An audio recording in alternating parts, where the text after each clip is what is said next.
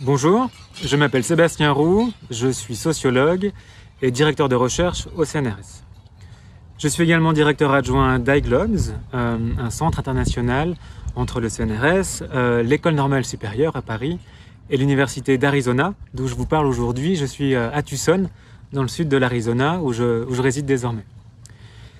Alors, je ne travaille plus depuis que je vis aux États-Unis sur l'adoption. Je travaille désormais sur des communautés conservatrices, voire ultra-conservatrices américaines, et le rapport qu'elles entretiennent à l'environnement, à la question écologique. Mais avant ça, c'est un des privilèges du CNRS, on peut changer d'objet de temps à autre.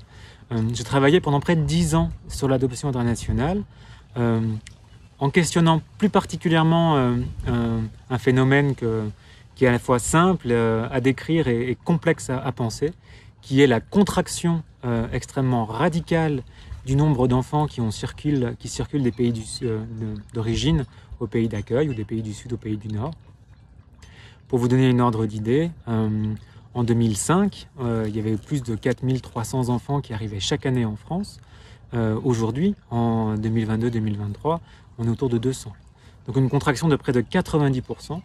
Et pendant une dizaine d'années, ce qui m'a animé, c'est simplement d'essayer de comprendre ce qui se passait, qu'est-ce qui s'est passé, qu'est-ce qui se passe, et qu'est-ce qui explique cette évolution drastique de l'adoption, de cette manière de faire famille, et pourquoi quelque chose qui, pendant longtemps, on a cru être en augmentation quasi continue, s'est tout d'un coup complètement retourné, et les conséquences sociales, politiques, mais aussi individuelles, de cette évolution, à la fois pour les familles, pour les enfants, mais aussi pour tous les intermédiaires qui, à un moment donné, participent de cette circulation des enfants.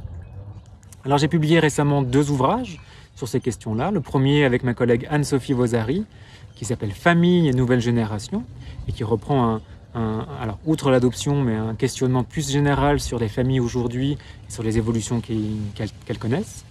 Et un second, cette fois-ci plus spécifiquement sur l'adoption, en 2022, chez Vendémiaire, qui s'appelle Sang d'encre, enquête sur la fin de l'adoption internationale.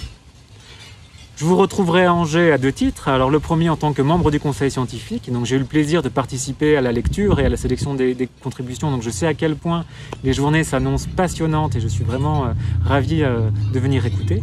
Mais je viendrai aussi parler, puisque je présenterai une communication plus spécifiquement sur le terrain, le volet éthiopien de mon enquête.